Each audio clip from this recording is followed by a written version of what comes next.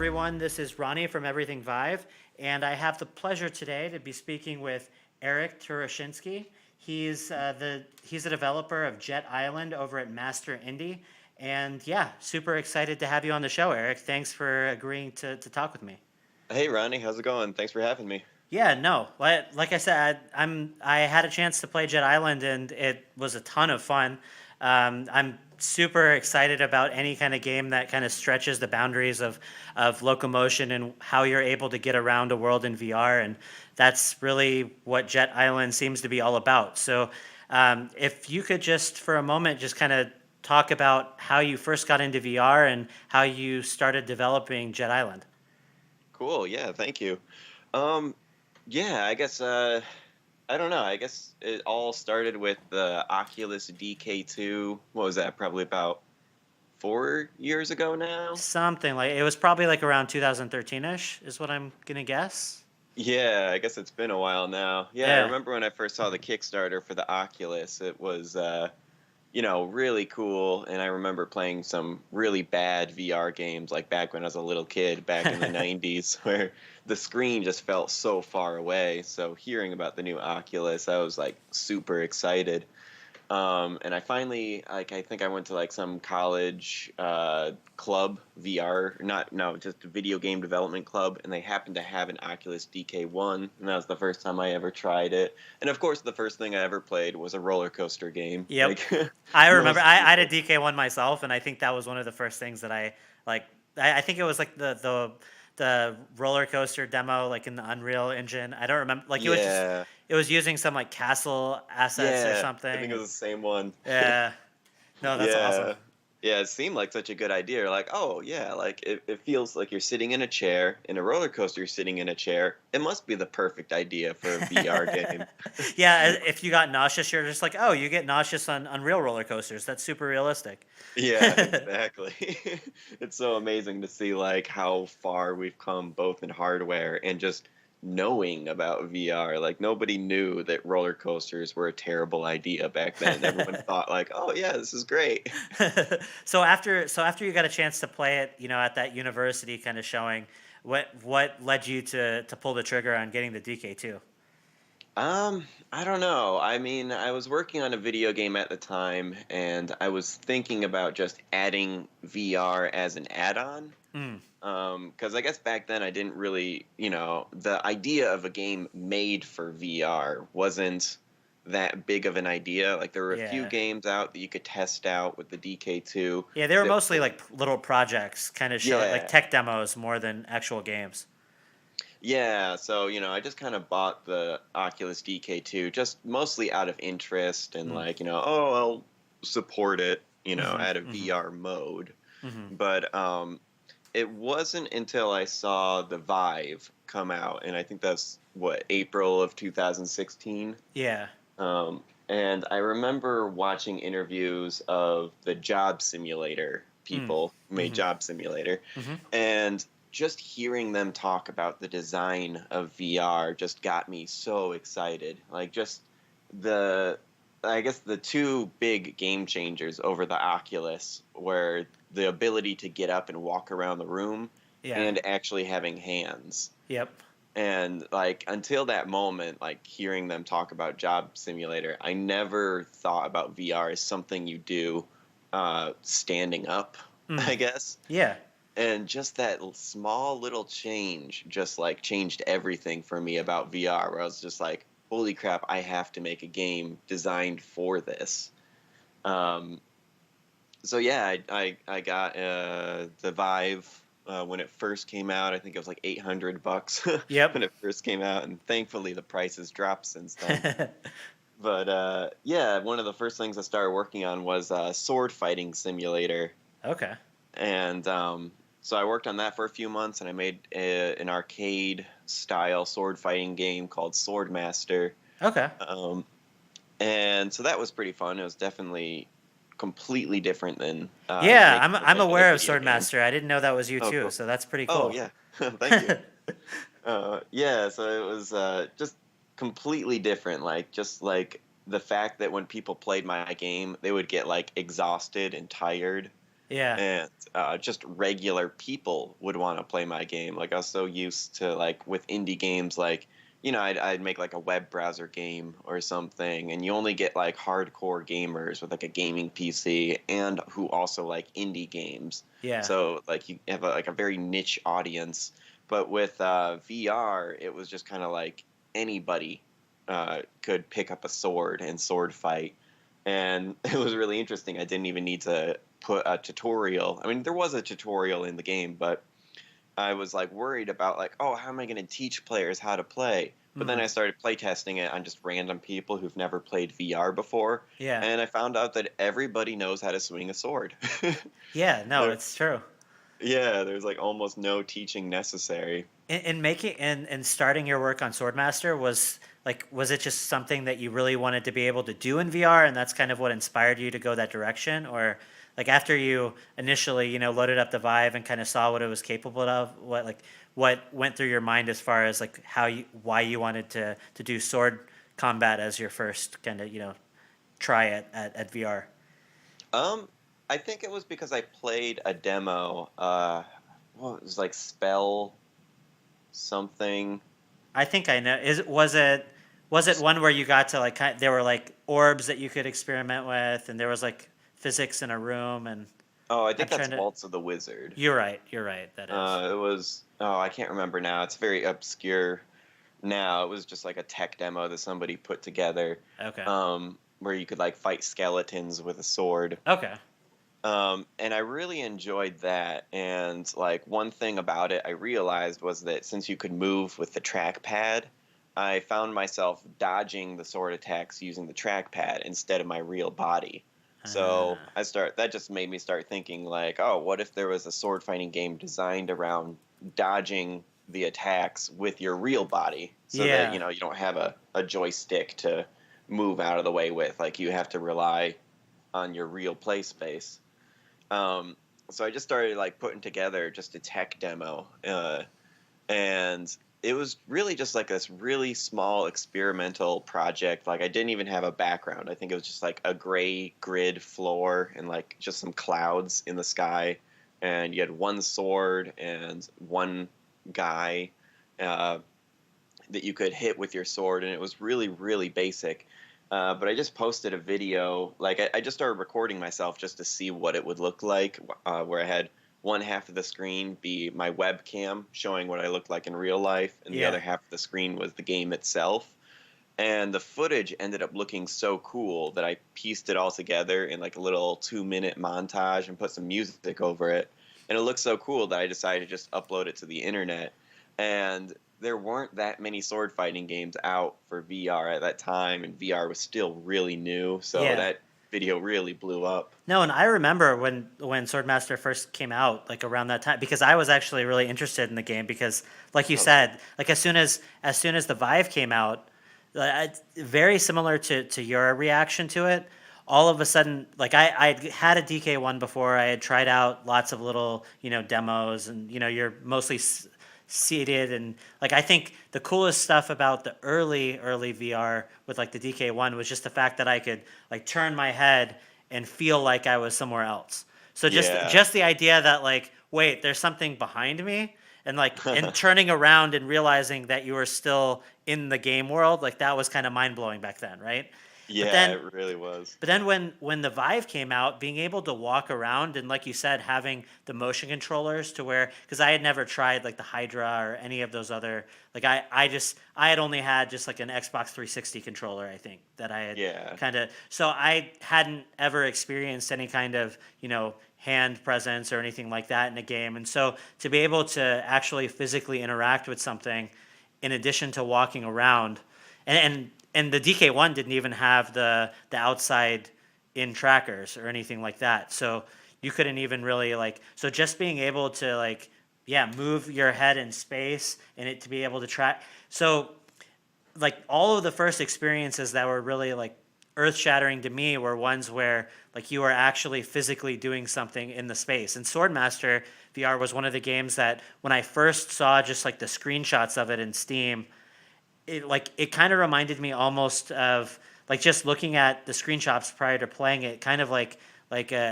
a Demon Souls or like a Dark Souls type, like Oh yeah. the way the aesthetic looked, and even like I mean those games are really like animation heavy kind of you know like but just the idea that you would be able to actually use your own skill set to be able to like combat something in VR was just like a mind like yes finally like someone's doing Yeah. something like this. So yeah, Yeah, it was so exciting back then. so I mean, yeah, it still so is cool, but yeah. yeah, so so when you uploaded the video and all of that stuff, was it exciting to see like people's reactions to what you had created, and when you finally Yeah.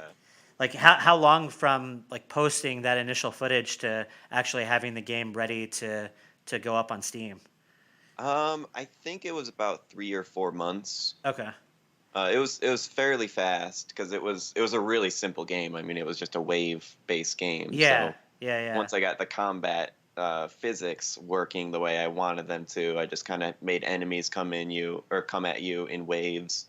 'Cause that was like a really popular thing back then because it Yep. was just an easy way of Yeah, because killing people. like what people were mostly interested were less about like the game itself and kind of more like what you were able to do within that space, I think. Yeah. So like it didn't really like you didn't need complex systems or AI or anything like that. Like I mean, I'm sure in a fighting game AI helps for sure, but Oh yeah, yeah. just being able to like, wave your sword around and like to be able to I'm sure hit where you want to hit and feel like the game was responding to what you were actually doing is probably like the biggest thing, I would think. Yeah, definitely. Like, it took me a while to write the code to make it so that it would detect which way you were swinging your sword, so that if Yeah. you hit their shield or their sword, it would knock their shield like outwards Yeah. or something. Yeah, yeah. So it just made you feel like you were the one pushing his shield out of the way. Yeah, less about the anime. Like, yeah, everything feels like it's reacting to you the way it would in real life, kind of thing. Yeah, it's a completely different experience than just like sitting on a couch hitting the B button and using a Yep, joystick. Like, yep. you're really there. So after Swordmaster, did you just like immediately know that you wanted to work on another VR project, or did you? Yeah. Okay, okay, Yeah, I definitely like once I started getting into VR, there was like no going back for me. I was like, no matter where VR goes, like this is just such a perfect fit for me. Like that's I feel awesome. like everything about making video games all of a sudden just like made sense. That's amazing. Like, And you were into. yeah. I mean, it sounds like you were developing like smaller titles before starting on VR titles, right? So, like, Yeah. it's always interesting to see because there's some people that are still into both. There's other people that like once the Vive and the Rift came out, like all they do is play VR, and Hmm. it's interesting to kind of see like what people like hold on to, the hardest. Yeah, definitely.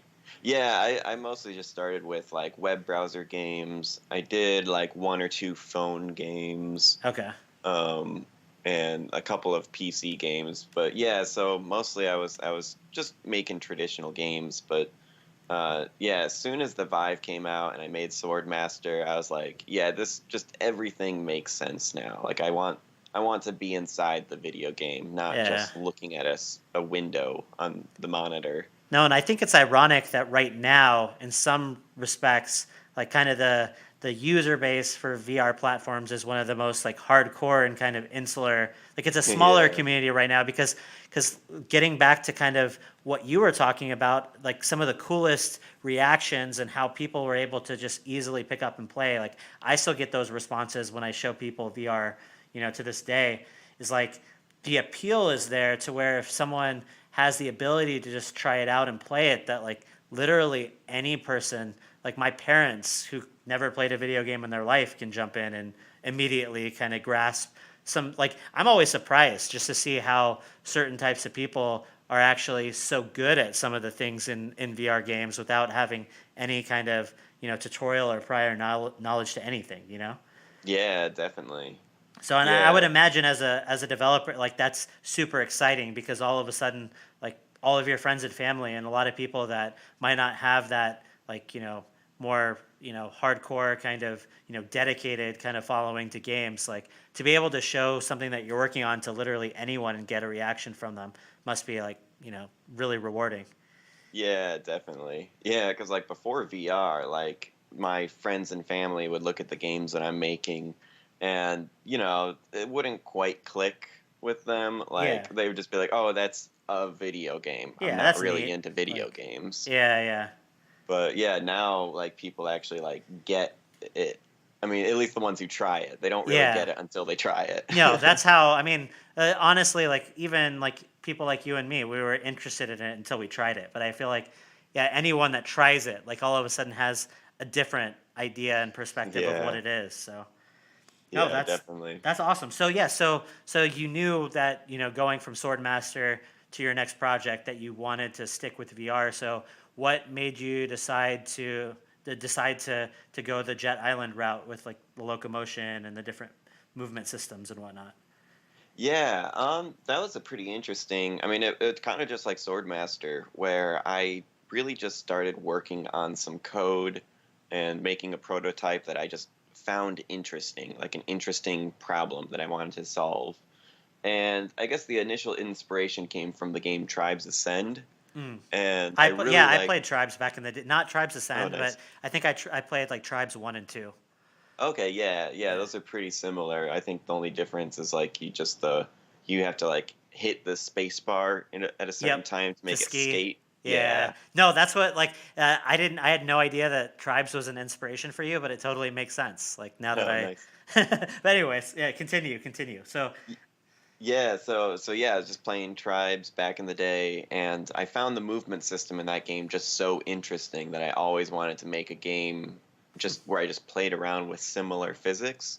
And then once I had VR, I was like, oh, this is the perfect opportunity. So I can make, Tribes in VR was my initial idea huh. of what the game was going to be. No, and that makes Uh, sense given like kind of the open sprawling level design and a lot of like what Jet Island eventually became. So, yeah. Yeah, so it was originally just going to be a capture the flag game, and that was just going to be it. So I got the sliding movement working and the jetpacks working, and I knew it was working good when I could go on like kind of a loop-de-loop shape where it mm, kind of would like fling you over. And I was hmm. like, yes, I can collide with all the physics and everything. So then I worked on getting it working in multiplayer, and this was back when the character was still just a cube for a Okay. face and a cube, two cubes for your hands. Well, and I would imagine when you were working on it too, there probably wasn't a whole lot of like large scale multiplayer VR titles really out. Yeah, no, not yet back then. So Um, so you were just kind of experimenting in like, new territory then.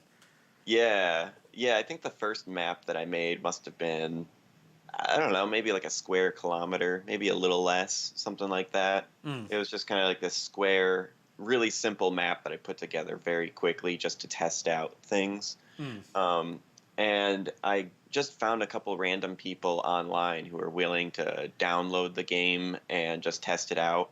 And it took a bunch of tries at first just to get to the point where we could see each other. And then I added in-game voice support so that we could talk to each other through the microphones. And it ended up just being so much fun to slide around this world and use the jetpacks, and we'd come up with all these like games. We'd like race each other around the map, and we'd just spend like hours like hanging out in this world together, just messing around with the physics and talking.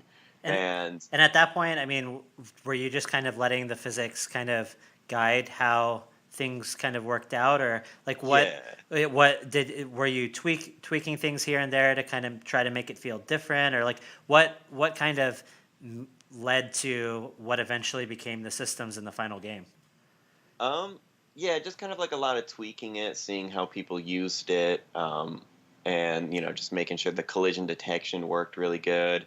I ended up like changing the angle of the jets and like the recharge pattern of the jets. Like but originally I had them set so that each hand had individual fuel, and then later I changed it to they share fuel Mm. because people were like alternating hands, and it was just kind of like a weird motion. Yeah. No, and now seeing Yeah. like what your inspiration was, like, tribes and like kind of like the limited amount of flight versus like it makes sense as to like why you wanted to limit how long players were in the air. Like, was that just like, I mean, did you ever think about like just letting people just fly around longer, or like was it always kind of balancing out like sliding versus flying versus swinging? Like, how did Yeah. like yeah, how did I guess how did you come to where you wanted that kind of middle ground, like balancing? Yeah. Well, there's definitely a couple of tests where I just gave the player unlimited fuel or way too much fuel where it was just overpowered. Yeah. And it was pretty interesting. What I figured out was that you feel more like you're flying when you're not flying, Mm-hmm. which doesn't make a lot of sense. But something about like having the ground be something real that Mm-hmm. like if you mess up, you're gonna fall down to the ground. Yeah. And something about that just made it feel more rewarding when you do figure out how to fly up really high.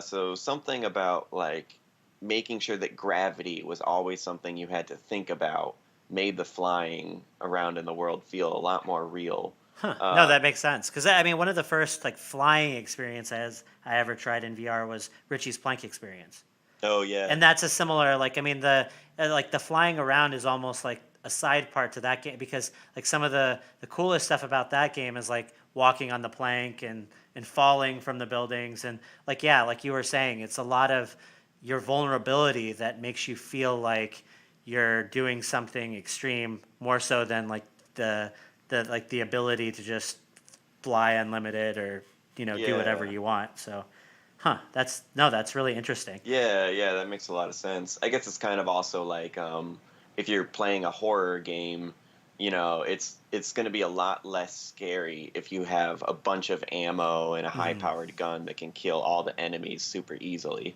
Yeah, So that no. vulnerability makes it feel more real and scary. Yeah, so I mean, along those same lines, like, what were some of the things that you did to kind of heighten or create a sense of like height and danger and like what were like? Because I noticed like like on one hand you want players to feel like there's a sense of danger when they're flying and everything. But on another, on the other side of things, you also don't want them to like freak out every time they fall and just like Yeah. give up. So like, what were some of the things you did to kind of balance those things out too? Um, well, I guess I just kind of gradually kept stepping it up more and more. So like with the very first time you play the game, if you go off a little ramp, you might fly 20, 30 feet up in the air, and that's like mind blowing the first Yeah, time. But yeah, then after a little while, you get used to it. But then you find some bigger ramps, and you figure out how to get more speed. So then you can fly like 100 feet in the air, and then you're like, whoa, this is crazy. yeah. And No, so, then, some of the first times yeah, that I like really had built up that momentum, and then like you said, kind of especially like the first time when you're just getting used to like feeling like oh like first you're super excited because you're going faster and faster, and you're like this is awesome, and then when you realize like you're going too fast and you're just like, oh, like you're flying off of something and you're trying to like stop yourself and reorient and like, yeah, it's pretty crazy. yeah, yeah, definitely. Well, So, yeah. So okay. So yeah. So you guys were just kind of experimenting and playing around and coming up with your own sort of games to use the world with. Like, what were some of the things that you didn't end up using in the final game that were pretty cool? um, let's see, that is a good question. I think most, other than the idea of capture the flag, I think almost everything still made it into the final game. It just ended up not being because I'd plans to get started on making it so that there's a flag and points and score. Uh, Um, but then eventually, I kind of came to the conclusion that if it was a capture the flag game, it would only be fun for like maybe the first month that the game releases, yeah. and then you'd get into the paradox of no one's online Yeah. because no one's ever online. That's always kind of one of the sad parts about, especially when you find a game that's really cool, because it's like if Yeah, you like at the height, like right when a game releases, you're having so much fun, and then it's kind of like a chicken and the egg scenario where like you remember like several weeks later you want to go and play that game, and you get online and you're super excited, and no one's there, and then you stop playing. Yeah, And exactly. so, like, what can you really do? So, no, I hear that, and that makes a lot of sense to kind of focus on more single. Is that how you moved on to trying to come up with like boss battles and that sort of thing? Yeah, pretty much. I started basically I just figured like, all right, you know, probably not make it a capture the flag game. How about I just make it some kind of a single player game?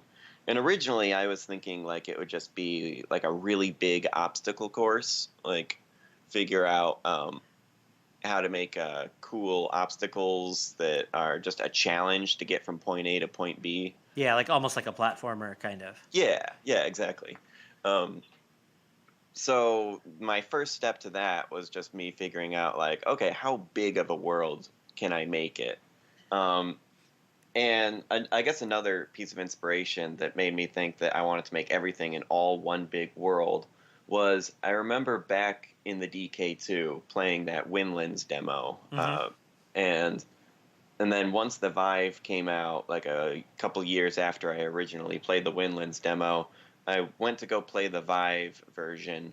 And I remember feeling like kind of disappointed because I wanted to get back into that world that I remembered because it felt like a real place. Yeah. And I got in there and I was in like the tutorial level, and then you get to the central hub, and then you get to the main place. But it was like kind of all confusing because I was like teleporting to these different worlds, and I wasn't sure which world was which. Hmm. And I kind of like lost that feeling a little bit for me of going back to that world that I remember. And Hmm. even once I got there, it was like a little bit different. I couldn't remember exactly like, oh, was this the same place? Like, oh, I think I recognize this now. Mm. Um, so I decided with Jet Island, I was like, okay, what if I take that feeling that I was searching for and try to make a game based on that? Mm. So that if anybody plays Jet Island and then puts it down for a year and then plays it again a year later, they feel like they're coming back to a Hmm. place. That's So really Jet cool. Island, yeah. So I wanted Jet Island to be a place, not a game. Yeah, no, and that actually makes a lot of sense. Like, given what we were talking about before, like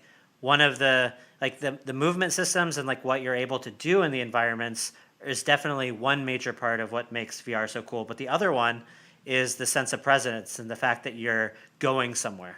Yeah, yeah. And It just feels so real. yeah, and you're right. Like your brain kind of intuitively, I think, with VR forms memories almost like it does in real. Like you start attaching feelings to that place.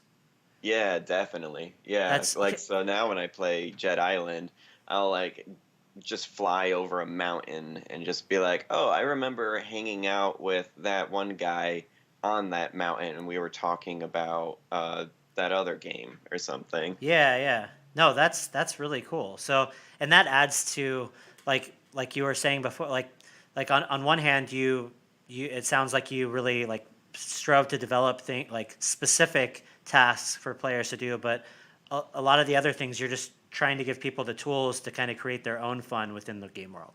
Yeah, yeah, definitely. I think it really evolved like that ever since like the early prototype. It was just hanging out with people in this world ended up being the most compelling, most interesting thing. So I wanted to make sure that people could still do that, like going forward, but there be enough content that if nobody's online, there's still lots to do. That's really cool. So yeah, I guess looking forward then to kind of where VR is going. I know there's been a lot more of that kind of social like co-op slash PvP type. the P- those types of experiences are becoming more and more prevalent. I mean, Yeah, there's still that issue where if people aren't playing, like, what do you do? Especially when that's like the main focus. But I guess with these standalone headsets like the Oculus Quest coming, and I get more and more of the arcade type VR experiences as well. Like it seems like maybe there's kind of starting to become more an emphasis on like local multiplayer also, like where multiple people are having headsets like in one location. There's just all kinds of different ways that this looks like it's going. Like what are some yeah. of the things that you've seen that kind of make you the most excited about the future of VR?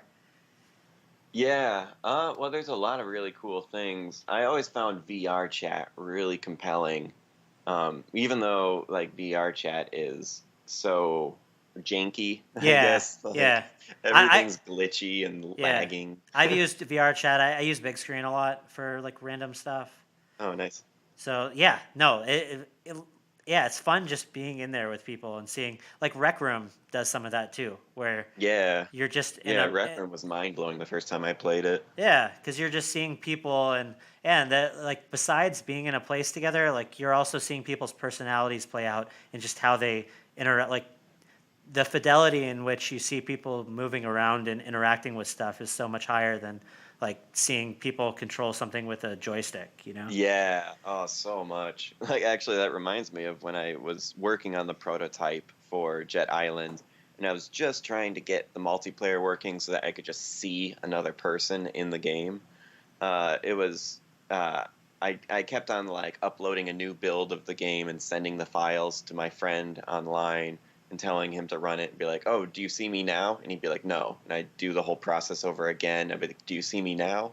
And I probably did this like 20 times. And thank goodness this person was so patient with me because kept trying it again and again, being like, "Nope, I don't see you." But then finally, I launched the game and I see some cubes that are just like floating in the air. And I was like, wait, is this like a glitch or is that actually a person over there? So I wave with my controller and the cubes look at me and they wave back. And I just dropped to my knees and I like raised my fists in the air and be like, yes! And like, we didn't have microphones in the game yet, so we couldn't hear each other. But he Yeah. said that he could tell that I was dropping to my knees and raising my fist in the air. Yeah, just from saying because like you'd be surprised. Like I mean, yeah, you're always surprised when you like how much you can see out of like simple movements and stuff in VR. Like you can totally tell like because like everything's so analog, right? Like I'm sure when you drop to your knees, like the player avatar like moved in that way where you just knew that that was the only thing that person could be doing Yeah, and yeah, it was waving the amazing. arms vigorously and all that kind of thing. Yeah, I don't even think I had a torso on the player yet. It was just a head and two hands, and they were just cubes. Like you Yeah. couldn't even make out what it was, But but it's just like your seeing brain, them yeah, move. your brain fills in all the y- missing pieces. Yeah, it really does. It's so amazing. And like it was so mind-blowing to see like those floating cubes be a person in a game that I made. Because I like all I programmed was just send over the location of the other player's head and hands, and that's it. And that was just like enough for me to see an actual human being. And it was it's crazy how just those two things are enough to really make you feel like you're standing in a room with a person. I want to get back to like the future VR stuff, but before I do, I just remembered something that I was meaning to ask that I kind of dropped for a second. Like this is actually a real. I'm curious what your answer to this will be. Like because at the beginning we were talking about kind of the idea that kind of anyone can just jump into VR and like swing a sword or do a lot of these other types of like more simple types of movements and gameplay styles and whatnot. On the other hand, like when you load up Jet Island, like one of the first things you notice in the current build is warning, like you may fall over, like this is extreme types of movements, that kind of stuff. What like what was your decision like to like when you like I guess yeah what was the process like deciding that you weren't going to like baby the player too much in terms of what they were able to do within the game? Is that just based on what your goals were for the type of movement, or like was that difficult for you as far as like creating a game that was kind of as kind of intense as it was?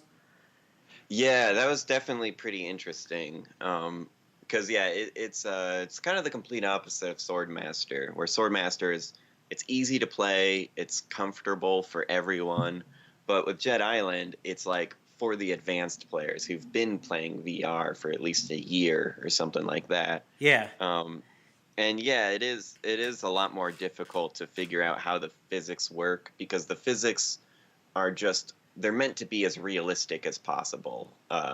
So like there's a lot of games where the movement's kind of just automatic and you press a button and it works. Hmm.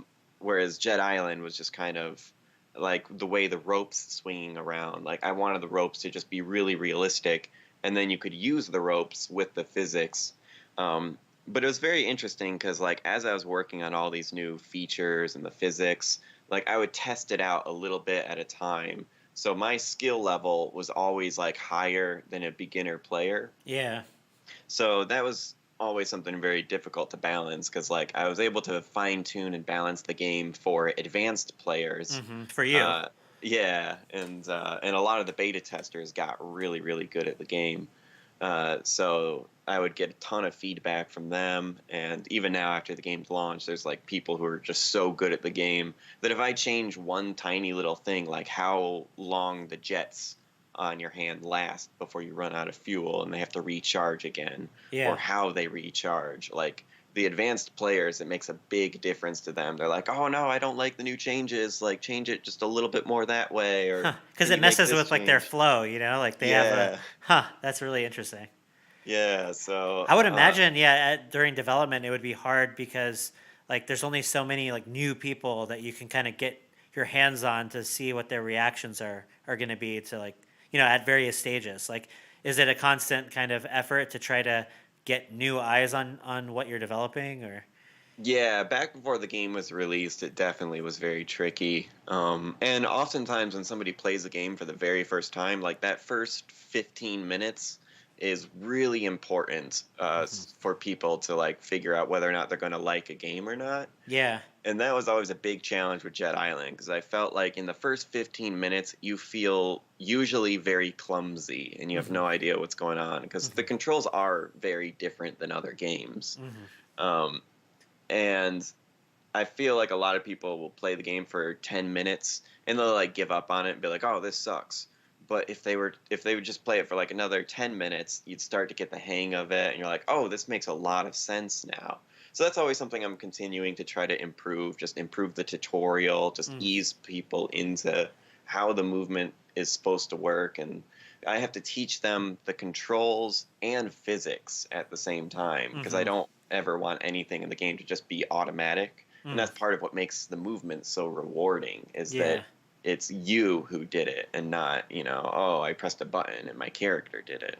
Was it challenging to kind of hone in the controls on like the different types of controllers that are out there?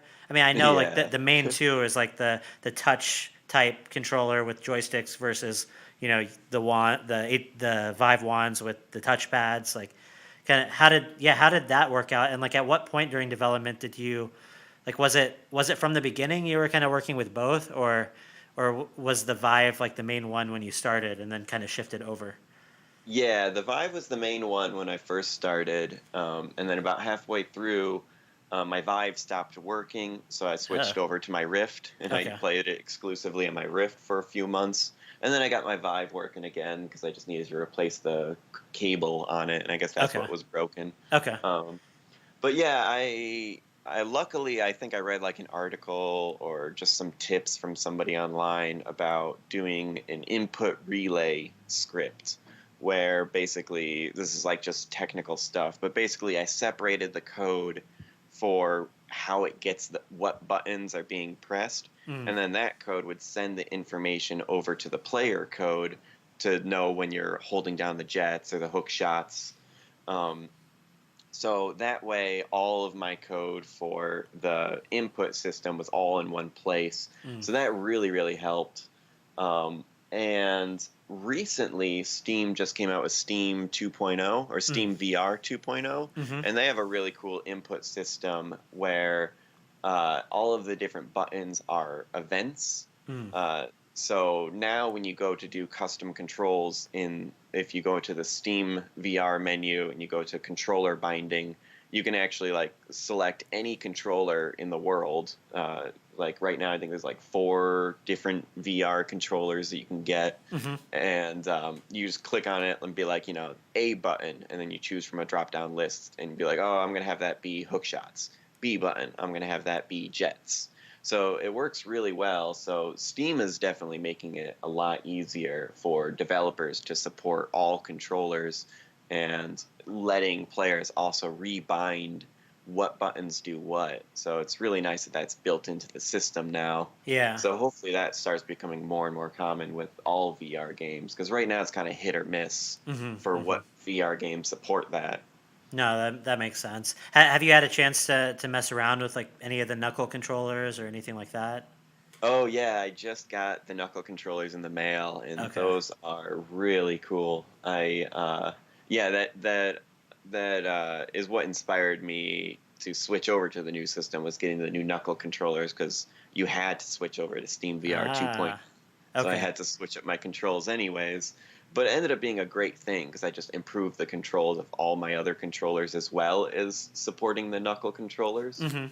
But yeah, the knuckle controllers are my favorite now because they have all of the buttons plus a trackpad, Hmm.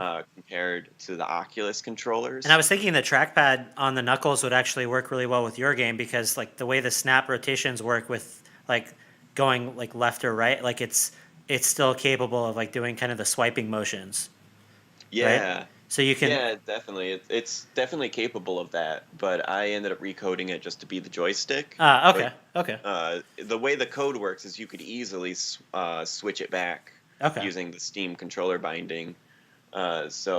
Even if a new controller comes out in the future with completely different buttons that I wasn't aware of, Yeah. people can set up that controller and get it working. That's really cool. No, I mean, I'm with you in terms of like I have a Rift as well as a Vive, and I've always been a fan of having joysticks. So I'm really glad to see Yeah. like Valve moving in that. Just because I mean, you have such a direct like one to one like very like responsive type of input there that you can count on.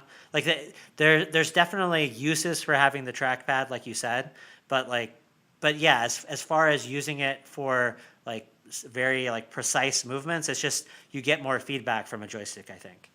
Yeah, definitely. And I mean, I guess maybe at the time I can kind of see why Vive came out with just the trackpad. Hmm. I think they were trying I think they were trying to encourage developers to simplify their games so that Hmm. people can rely on the new VR technology as opposed to old, like, Yeah, controller and joystick type controls. yeah, I agree. I don't know. Like now it's outdated. Like now we want the joysticks and the controllers back because all the developers have learned what works and what doesn't and how to really utilize VR. But like if back in the day it had the joysticks and buttons like a regular Xbox controller or something like that, Hmm. I bet you a whole bunch of developers would have just ported over their game and not really fully utilized VR. Yeah, no, I agree. Like people would have like press A or B or X to swipe or do this or that, and it would just be yeah, more or less because it was nice to have like if you think about it, I guess like the big difference is that is making everything like more analog in terms of yeah, you can't really rely on like single button presses that way.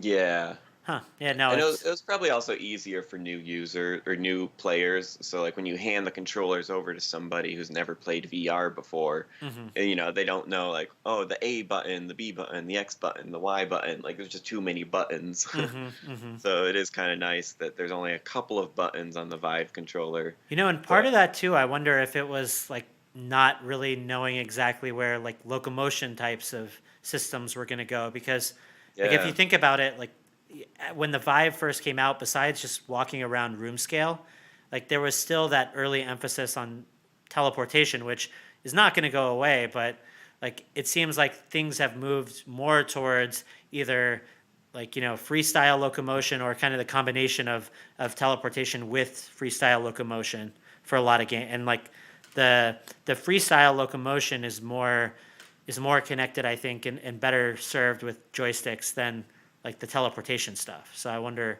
if that has something to do with it too. yeah, I think you're right. Yeah, I think maybe Vive or Valve knew early on that, Yeah. joystick movement was going to alienate a lot of new VR players. So, Yeah. and if they had joysticks built into it from the very beginning, every developer would use it like they were used to with other Hmm. games. So, it was probably them just forcing people to learn.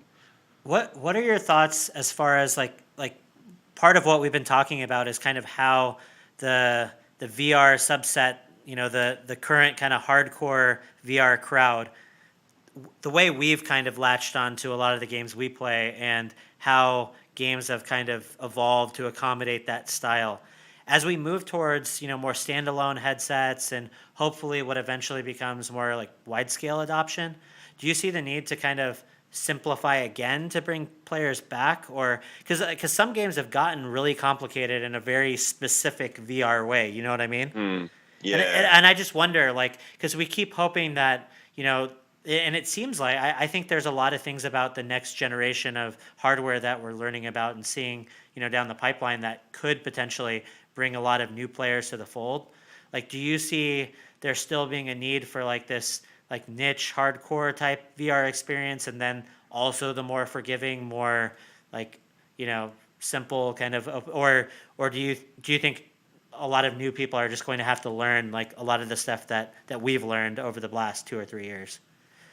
Yeah, that is a really good question. I mean, I think in the end it'll probably be a little bit of both. Yeah, 'Cause I mean, kind of like if you take a look at the Xbox controller or the PlayStation controller, you can kind of see like, back in the days of Super Nintendo, they were still trying to figure out like what a controller should be. And then yeah, they came out with the N64 controller and they're like, "Nope, this is weird. We messed up." yeah. And you still So, saw it, like you saw the joysticks on there. You even saw the C stick, yeah. like by the end of the N64 era. It in a way, it's kind of similar to like what the Vive ones are like now. It's like people were trying to use the C buttons as like another joystick, and like they were trying to get away with the fact that they only had one joystick until like the next Yeah. round when the C buttons became like more of a joystick, and then Oh yeah, the GameCube yeah. C joystick. Yeah, it Yeah. kind of reminds me of like, how these companies kind of make bets on certain things and then slowly kind of everything comes to like a middle ground.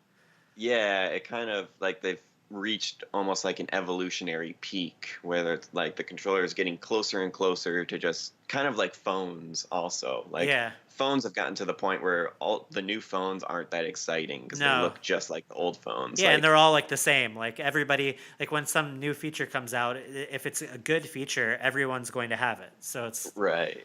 and if it's not, if everyone doesn't have something, it's probably not something worth like keeping. Yeah. It's So interesting. Huh. yeah, so I imagine that eventually there will be a VR controller that's kind of the same thing, where it's like, oh, there's like 3 or 4 different companies making VR controllers, but they're all basically exactly the same, Yeah. And then it which is just not the case now. Like, there's like, 3 or 4 controllers right now, but they're all completely different. Yeah. What are your thoughts? Because I know your games like so far they've been mostly like Steam releases, but you've also released an Oculus. You've released. Have you released in the Microsoft Store or? No, not yet. I Okay. haven't really felt much of a need to go in the Microsoft Store just Yeah. because I've never used it with Yeah. my mixed reality headset. Yeah. Yeah. No, that makes sense. I mean, I think for them, they just want everybody to be able to like use their hardware one way or another. They just want as many people trying it out as possible. Yeah, I Um, think for that reason, Steam has been my favorite because it makes it so much easier to support like yeah. 4 or 5 different headsets. No, I agree. As someone that owns multiple headsets, whenever I can, I always try to get everything in Steam because then I know whether I'm using the Rift or the Vive or whatever that it'll hopefully just work. Yeah, yeah, I definitely like that because you never know what's going to come out in a year. No, and like you said, like as someone that owns multiple headsets, it's like sometimes it's more convenient for me to throw on the Rift or the Vive or whatever. And Yeah, you want to have that flexibility to just be able to do whatever you want. yeah, definitely. Yeah, so for that reason alone, Steam's definitely my favorite. Yeah, along those same lines, and I don't want like I don't know what you know or don't know about any of this stuff, but like I'm personally pretty excited about some of the like rumored leak, like Valve Mm. HMDs and all that kind of thing. Like, as far as like what you're hoping to see out of the next generation of headsets, what would you most be interested in seeing like going forward? Like, Oh yeah. Well, I guess there's a couple things. Like, man, I was so excited when I saw those leaks. yeah, no, same. Because yeah, I knew about the knuckle controllers, and like I was just like crossing my fingers. Like, I really hope like it would just make sense because like they need feedback on the controllers because the controllers are totally new. Hmm. The developers need to change their games to support these controllers, Hmm. but a headset is just the screen, Hmm. so that will just automatically work. So I hope they're secretly working on a headset, and it looks like they are based on those leaks. Well, and I think, I mean, the big kind of different, like, yeah, when I knew only about the knuckle controllers, in my head I was almost like I was praying to God that it wasn't going to be something like with like the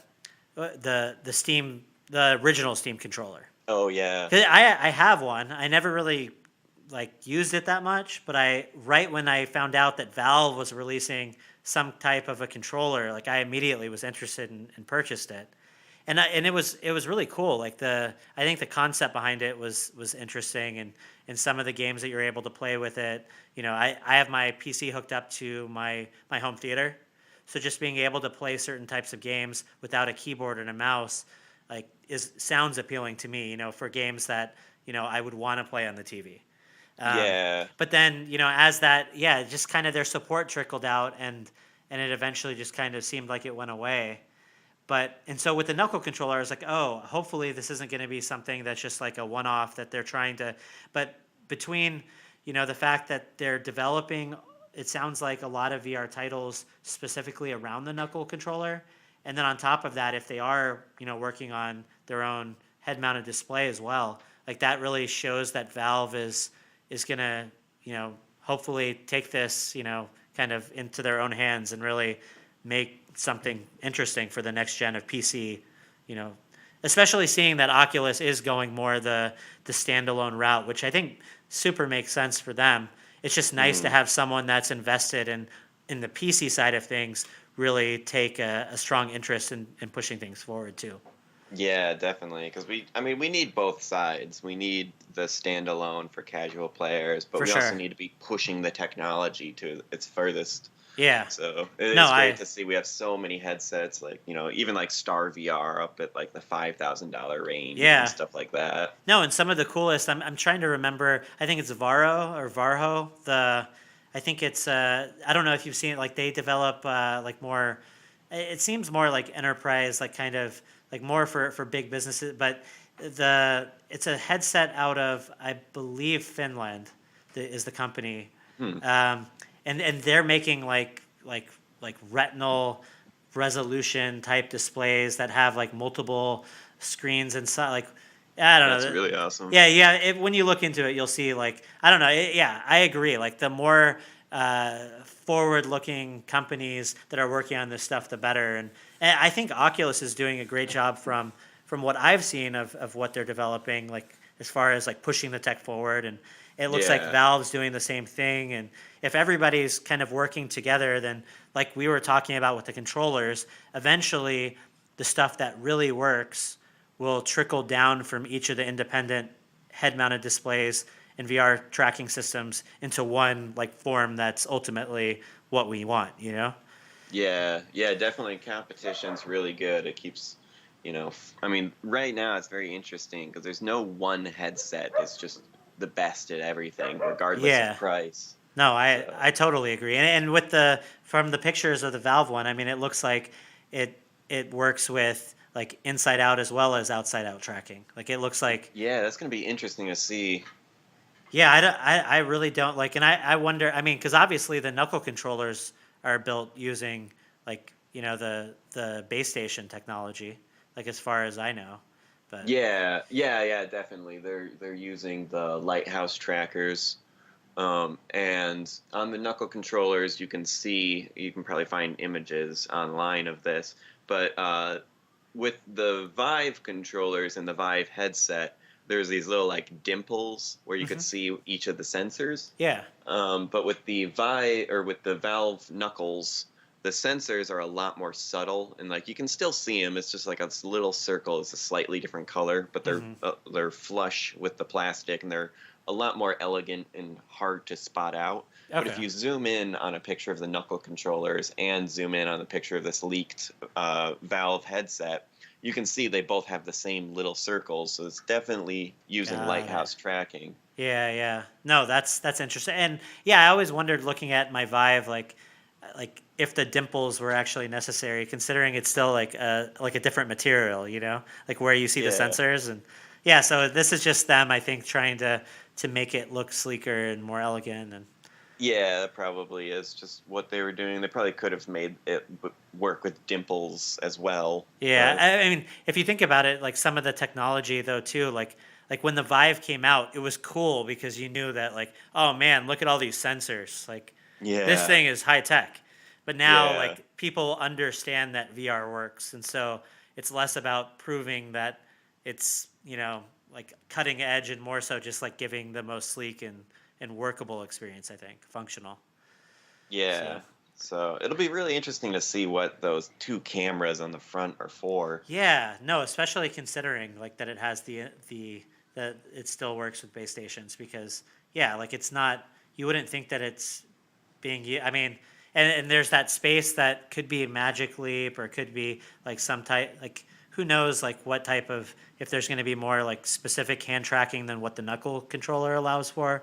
That's kind of Yeah, I more, could see that.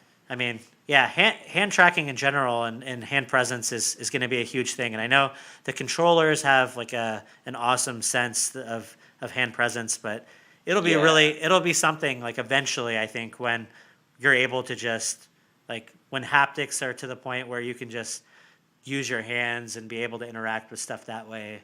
Like I think eventually there will be something like that, but yeah, definitely. Yeah, and speaking of the knuckle controllers tracking your fingers, I got Jet Island to make it so the fingers in that game match up with your ah, fingers in real life.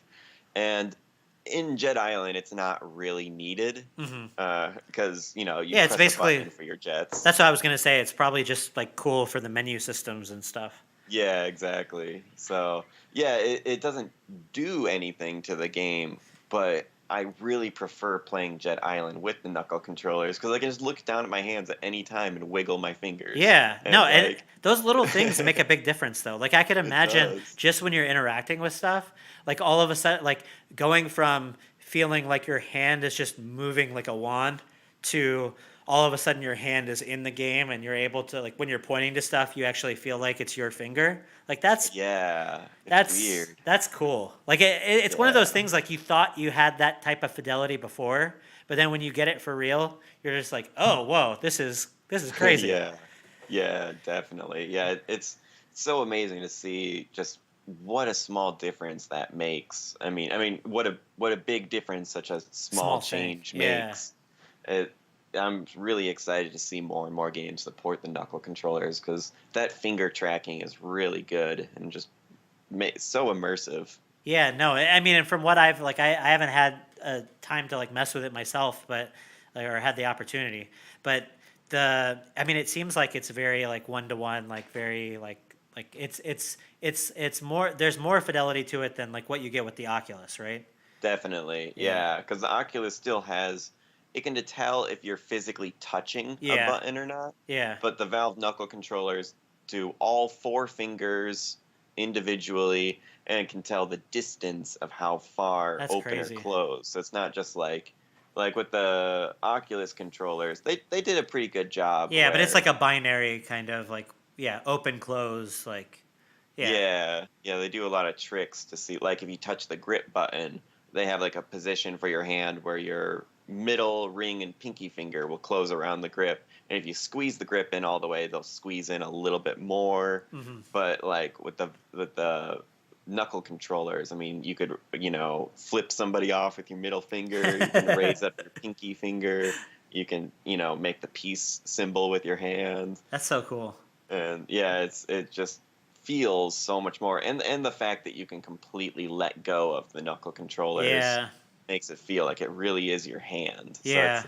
it feels like the best of both worlds, where No, it's and like yeah. fully tracking your hand, but you still got all the buttons. Because I mean, it's an actual grip now, like versus like Yeah, pressing some kind of a button, or like you said, like using a trick to seem like you're gripping something or not. Like I think even having, yeah, beyond just having the ability to grip something with your hand physically and it detect it that way, yeah, being able to release, and for the game to kind of, for that to be its own input in and of itself is kind of interesting, you know? yeah. I mean, showing new people VR, it's going to be so much nicer because everyone wants to pick up and throw things. Hmm. So it'll be really nice to be able to like, because with like the Oculus or the Vive, I had to tell them what button you have to press to pick something up. Mm. And then I had to tell them like, okay, when you go to throw it, let go of the button, but don't let go of the controller. Yeah, yeah. And now So that's, I mean, it was really smart the way they did it too, because you wouldn't intuitively like immediately think that there's like an easy way for there to be a like controller that you can let go and it actually feels right. But it seems like they've done a good job with all of that. yeah, and I really can't wait for the game Blade and Sorcery to support knuckle Mm, controllers, because even just stuff like holding a sword in your hand, yeah, like sometimes when like the combat is really intense, you'll press a button that you didn't mean to, yeah, but your hands know how to hold on to something, yeah, and like sometimes in a moment's notice in that game, you want to throw your knife at somebody. yeah, So it'd be so much nicer to be able to have like that real grip so that I can just do a throwing motion. yeah. No, that Really sounds can't wait awesome. for that. Yeah. That's I know I'm super excited, so I can't wait for that stuff to finally have like an official kind of release window or date, and for us to be able Yeah. to really see some of like I'm really interested in seeing just like what Valve is working on too, as far as like whatever games that they're developing internally as well. So Yeah, they've kept that totally that's secret. what I mean, like the lab in and of itself was so cool, as like when you got your Vive to be able to have that, and it's crazy to think that since VR has been released, we haven't seen anything more from them yet. But I Yeah. would imagine when they release something, it's going to be really good. Yeah. Yeah, they have a really good track record of making good games, and the lab is still one of the best Yeah, demos to show somebody for their first experience in VR. yeah. No, I still have people that like after I show them a lot of stuff, like they just want to shoot arrows or longbow in the lab, just because it's simple and yeah, they know what they're doing with that kind of stuff. So Yeah, yeah, it makes me so hopeful about the future of VR to know that Valve themselves are mhm. making. I mean, at least if all the rumors are true, Yeah, Valve themselves are making a headset, and they're not going to have a company like HTC yep, manufacture it for them, because yep. HTC made a lot of mistakes, especially with the Vive Pro. That was such a letdown. Yeah, I mean, I mean, it looks like HTC is just really focused on the enterprise market right now. And I mean, yeah, I guess to some extent, like, I mean, the Vive itself is just all based on, their partnership with Valve and the technology that they had, been using from them. So to some extent, like, until Valve releases new, hardware or, new hardware with new capabilities, it's like, how much can they really, I guess, do besides but yeah, it would have been really nice to have seen like a high ret like a Vive Pro esque type head mounted display that was designed to be more approachable for the people that bought the original Vives. Like Yeah. it seems like there was a very like concerted effort that like like those people already have their system and like the Vive Pro was for like a different market. And Yeah, yeah, the Vive Pro, and yeah, the pricing was all messed up, and yeah. you could tell that they didn't like understand the core technology. Like Hmm. they didn't change the lenses, they didn't Hmm. change the field of view. Yeah, I mean, the lenses. I mean, yeah, when you saw the Oculus Go come out, and you see a lot of like the original lenses are one of the things. Like, yeah, I really hope that like I don't know if were you able to tell based on like the leaked photos, like if the lenses are still like the Fresnel like ringed type lenses in the new in the leaked photos of the Valve one, or Yeah, they're definitely Fresnel lenses, that's for okay, sure, because you can see the rings, okay, but they look bigger than the yeah. Vive ones, I knew but that because people were thinking that it might be like approaching like 150-degree field of view or yeah, I think that might be a little bit hopeful. I mean, yeah. I really hope that Valve is actively working on making it at least a little bigger, just so that Hmm. on paper they can say, like, oh, it's 135 degrees. Hmm. Or even if it was just 120. I think that would be enough for them to say, hey, look, it's more. Yeah. But I think it's a challenging thing at this point in time to try to make big field of view like 150. Yeah. Because if you look at the Pimax, I mean, I love that the Pimax is working on making an affordable headset that has that crazy field of view, Hmm. but you can see the challenges that the Pimax is going through, like the screen resolution, the distortion. Hmm. Um, so I think that's fine for Pimax because that's just for hardcore users who want experimental technology that they know is not by it's by a new company that doesn't have as much experience. But I want the Valve headset to be very user friendly. I Hmm. want it to like just work when you plug it in. Hmm. Like I No, think that's like one of the biggest things. yeah, no, that makes sense. And like I was trying to think, it's what I was the term I was looking for. It's not varifocal, but um, the being able to only render like where your eye is specifically looking.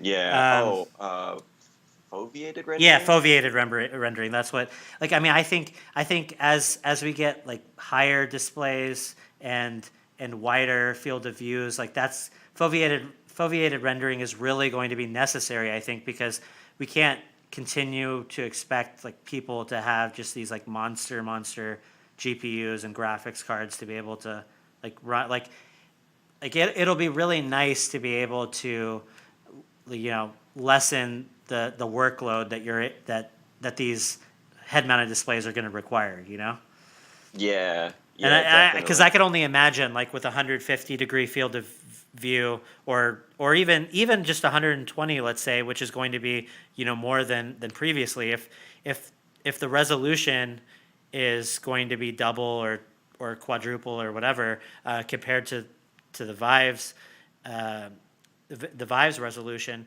then that's going to be pretty hard to drive too. So I don't, Yeah, definitely. I don't know. So I don't think the Valve headset's gonna have eye tracking and foveated rendering built into it. Yeah, Maybe, that'd be cool. yeah. I mean, it But didn't look like it from what you could. yeah, there It wasn't looked. any clues about it. Yeah, but it's interesting. It's all stuff that people are looking into. So, and I know, Yeah. like, I mean, I can never judge like how realistic any of like the Nvidia specific stuff would is going to be, because they kind of just throw out like different feature sets into their new GPUs that never really gain major traction. But like when they released the 20 series, they were talking about foveated rendering as well, like being supported somehow, like inherently within the hardware of the new of Turing.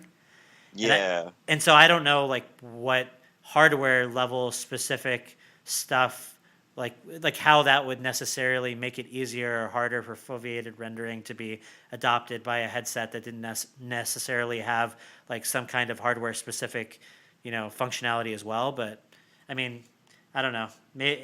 It's cool just to see in general that people are working together to make VR better, Yeah. on the PC side of things. And like Yeah, definitely. virtual link, being able to eventually hook everything up through one cable would be nice. And Yeah, that would be nice. It'll be interesting to see if the new Valve headset's going to use Virtual Link or if it's still going to use just an HDMI.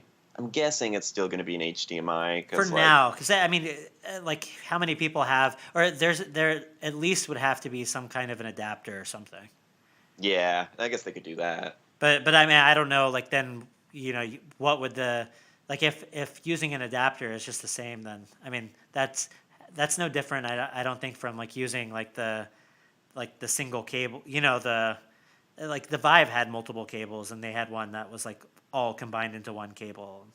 Right, So yeah. I don't know, but nah. I guess it's like the convenience of power, USB, and HDMI. Hmm. I guess another thing I really want them to fix in the next generation is to just make it so you don't have to unplug it and plug it back in so many times to get it to work. Yeah, yeah. Like that happens so many times with me. Just like having to unplug the box, and like I, someone that uses a Rift and a Vive, I do like the fact that I'm able to use the breakout box. Like I use the Vive Yeah, breakout box for my Rift too, because it's just more convenient. me too. Yeah, I do the exact same thing. But I yeah, think it's such a miss that Oculus doesn't have a breakout box. I agree, because like yeah, I mean, I know everybody's setup is different, but like it makes a big difference like when I first got my Rift, and I had been using the Vive actually before I started using my Rift. I just assumed that it wasn't going to work through the link box. So I was hooking it up directly to the back of my PC. And one of the first things I was like, man, the Rift's cable is so short. Like this is Yeah. really, but I mean, it's not as bad when you have it connected to the link box. All of a sudden, like that extra like foot or two that you get from not having to wrap around the back of your PC makes a difference. So Yeah, definitely. And one horrible thing about not having a link box is I was borrowing my roommate's PC to test out multiplayer in Jet Island. So I had my Rift hooked up to his PC and my Vive hooked up to my PC. mm. And at one point, I took the headset off and had it just resting on my forehead. And I walked over to pick up a controller off the ground, and I yanked the controller or the cord super hard, and I destroyed one of the USB Oh ports man, on his computer. And luckily, I didn't destroy the HDMI port, but yeah. the Ugh. cord on the Rift was also destroyed, and I had to buy a new cord to replace it. And it's like that whole thing would have been avoided if there was just a breakout box. Yeah, yeah. Because I mean, how many times like have I or have people like have you used your Vive and like that same exact thing happens and it just breaks out of the box and Yeah, yeah, that yeah, it's so much better to have it pull out of that little box and then off the back of your PC because your PC is a lot more expensive to yeah. replace, No, and for it sure. can't move. It has to pull out at like a 90-degree angle, Yeah, whereas the no, Link box it can move around and pull straight out. no, and depending on like what you like you said, if you damage the HDMI port, then I mean you hope that there's another one on the GPU, but like yeah, you're talking about damaging the GPU versus the motherboard and all that. Ugh. Yeah, No, yeah. that'll all be stuff. Yeah, I mean, that actually is a good question. I really hope that by using the virtual link on that's on the GPUs that doesn't somehow lead people to not use link box like breakout boxes. Yeah, I hope so too. I hope it also standardizes things a little bit better and it'll be easier for people to get extension cords. Yeah, So if they just buy an extension cord that is a virtual link extension cord, they yeah, don't have to worry about like, oh, is this an active active. Yeah, HDMI cord? I deal with all the same issues because yeah, like I like all of my I have cables that I haven't even used because I like assumed that I'm gonna be in some situation where like oh my base stations are going to need power and I'm not gonna have like access to like a power source close by and so like I have extra long like power cords that I've ordered to yeah making sure that like all of those things are going to work with all the various hardware, like especially the USB stuff. Like if you're running a third sensor for your Oculus, Yeah. like making sure that like I'm surprised that they don't have like I think by now like some of the ones that you order on Amazon come with like an extension cable that is supposed to work. Yeah, I think so. But like Yeah, it should all just come in the box yeah, now. it really should. Especially if like yeah, if you're buying like a third sensor, chances are you're going to be stretching that thing across the room anyways. Yeah, yeah, definitely. I mean, But yeah, those are the two things. Like the the cord itself that's attached to the headset should just add another meter to mhm, it or mhm, something. It should just be longer. mhm. Like the Rift and the Windows Mixed Reality cords are just way too short. I don't see any benefit to making them that short. Yeah, no. Because I mean even if you're assuming that people aren't going to be using a big play area, you don't want to be restricting people by the length of the cord.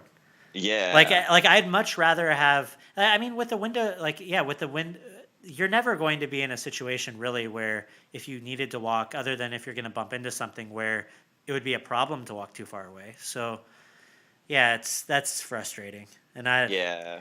yeah, have you? I mean, have you had a chance to use any like the Vive wireless adapter or even like some of the other like wireless stuff like TPcast? I haven't gotten a chance to use any of the wireless stuff yet. Okay.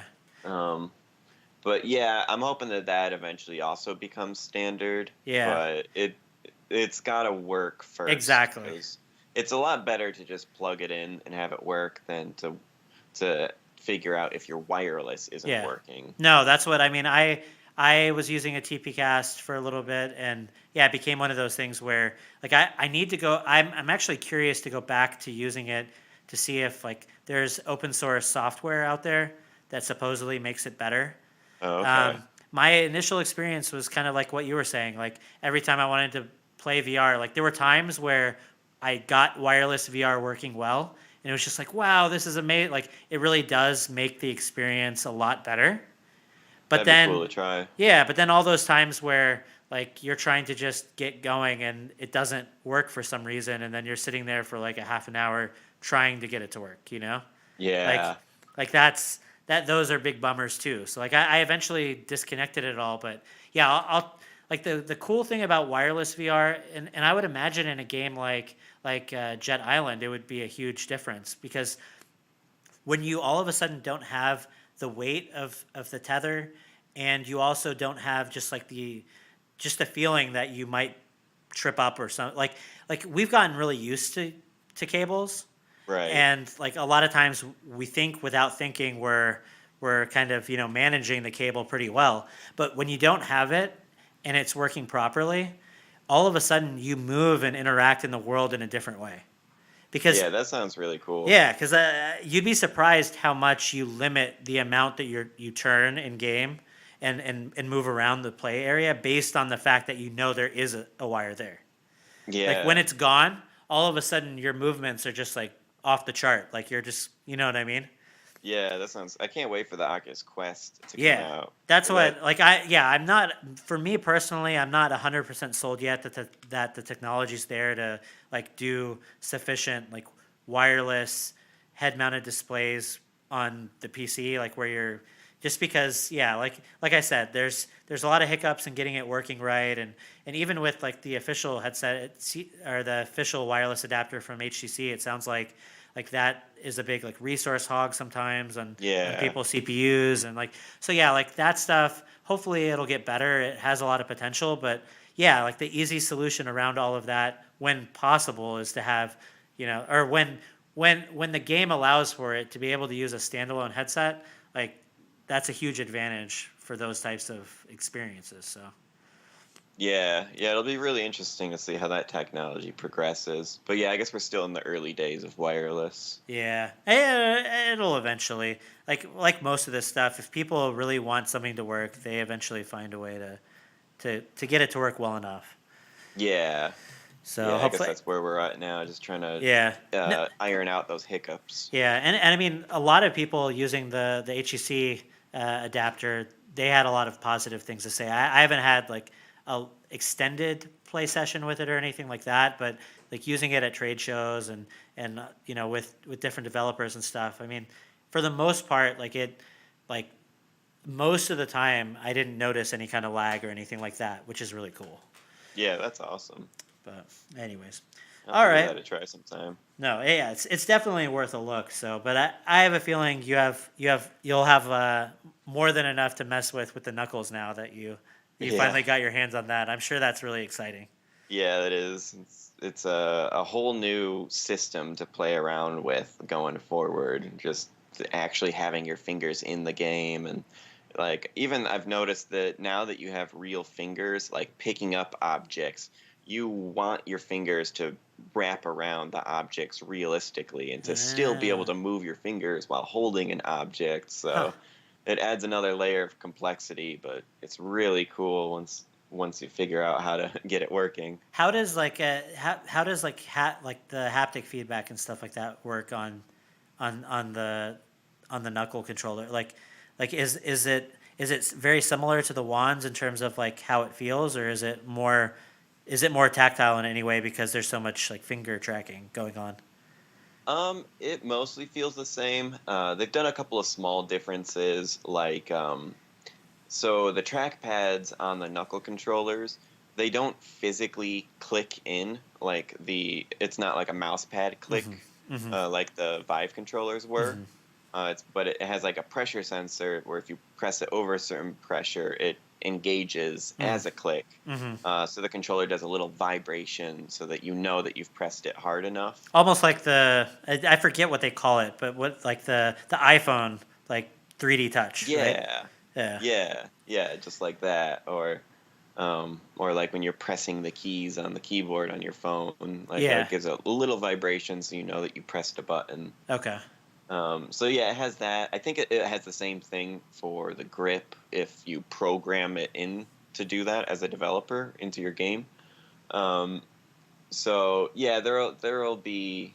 I think it'll just kind of be up to developers if they want to make it so that you have a little vibration when you pick something up. Hmm. Uh, but yeah, it's pretty similar to the original Vive controllers where there's not much rumble in Hmm. there. Hmm. I'm thinking they probably do that because maybe rumble messes up the tracking. Mm.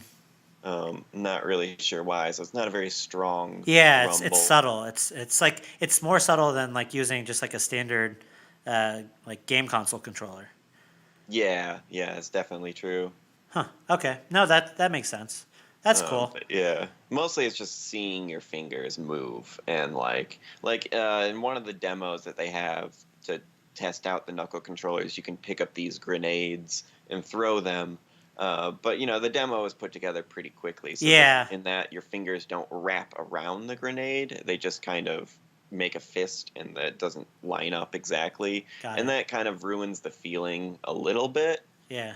So it'd be really cool once developers spend the time to make your fingers wrap around an object.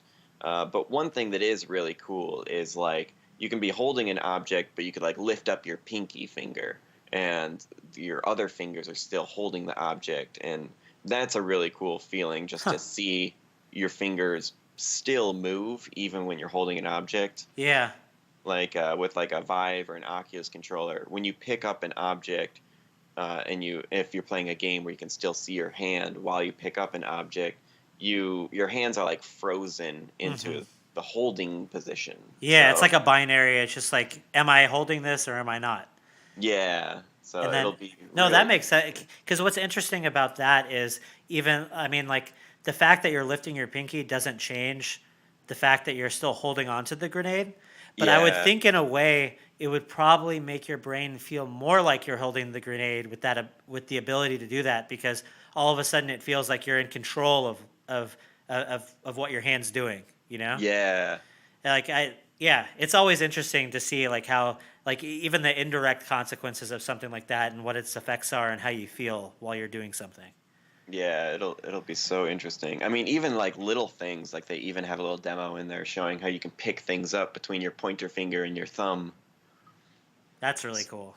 So like it'll like in games going forward with the knuckle controllers, there won't be a single button for picking up an object. It'll just be wrap your fingers around the object like in real life. Like if Can it's you a small object, pick it up with your pointer and your thumb. If it's can a you big imagine like object, throwing darts or something like that in a game or oh yeah. like yeah, there's a lot of cool possibilities for stuff like that. Yeah, definitely. I even thought about pulling back a bowstring will be really interesting with the knuckle Ah, controllers because you can have the two fingers like let go. that's really yeah. It'll be more like yeah, there's so much room for like more nuance in terms of what you're able to do control wise. Yeah, yeah, it'd And, be really interesting because, like, technically, those things don't change the way you play the game, yeah. but once you feel it, it changes. Like, Yeah, no, and like you were saying before, like when like one of your goals with Jet Island, right, was to make the movement like you wanted it as physics based as possible, so that when yeah, players got it, like it brought them a sense of accomplishment. Like this is me controlling, you know, this is me doing this in the game, yeah, and I yeah, feel like exactly. the more yeah nuance you allow players to exhibit in terms of how they're doing stuff in the game, like the more rewarding it's going to be when when they do something in a special way.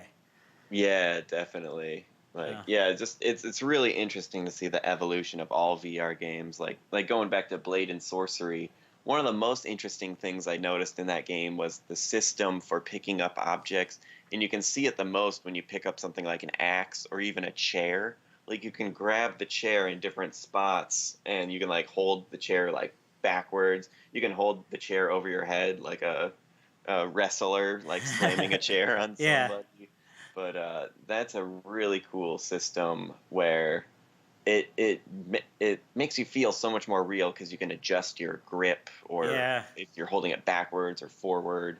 Like it just feels so much more like you're really holding the object in your hand when it's not just like the early VR games where if you pick up an object, it's just locked to your hand in one position. Yeah, no, I totally know what you mean because yeah, anytime something behaves the way you would expect it to in real life, Yeah. like the first thing that you'd want to do is grab something and see if you can grab it. After that, the next thing is, well, what can I do with this grabbed object? And if you're Yeah. able to like freely rotate it around and like interact with it just like you would in real life, like yeah, the further you can go without breaking from what a player expects, like the more immersive it's going to be. So. Yeah, all those little details coming together just make it feel more and more real. Dude, that's exciting. I can't wait. Yeah, I hope you have a lot of fun kind of experimenting and messing around with the knuckle controller. And yeah, Oh yeah, definitely. I can't wait for it to come out. So Yeah, yeah, me too. I mean, I already have them, but they, you know, yeah, to see what they could people. use a little improvement in some areas. Like I think the joystick could Mm, feel a little better. yeah, So okay. hopefully, they're still gonna improve those very small things. Yeah. But for the most part, it's exciting to see more and more developers supporting it because that's Yeah. what really makes a difference in the game is having your fingers in the game. No, that's awesome. All right. Well, yeah, we went a little bit over, but I hope Yeah. yeah, I enjoyed our conversation a lot. So thank you so much for taking the time to talk with me about everything. And yeah, I didn't know you were the developer behind, Swordmaster either. So that was cool for me just to be able to talk about both games a little bit. Oh, that's awesome. Yeah, so glad. So, all right. Well, yeah, thanks again. And I guess for our listeners out there that are interested in Jet Island, Swordmaster, any of the work that you're going to be doing in the future, what's the best way for people to kind of keep up with what you're up to? Probably my YouTube channel is the best place to really keep up to date with everything. I mean, of course, there's also just the Steam store page for both those games. Okay. And you can just click on my name, Master Indie, on Steam, and it'll list all the games I made on Okay. Steam, which is Swordmaster and Jet Island for now. Okay. Um, but yeah, if you just search up Master Indie on YouTube, that is where every time I'm working on something new, that's probably the first place that I'm going to post it. Okay. Awesome. And And people can like give you feedback and stuff like that, like in the comments or. yeah, definitely. Yeah, I read all my comments. I try to respond to as many of them as I can. But yeah, you can always get in contact with me through the comments. I also have a Discord channel for Jet Island, which is linked in all my videos about Jet Island. So Discord is also a really great place to reach me. Awesome. All right. Well, thank you again, Eric. Really appreciated having you on the show. And yeah. Yeah, thank you so much. It's been awesome. All right. Take care. You too.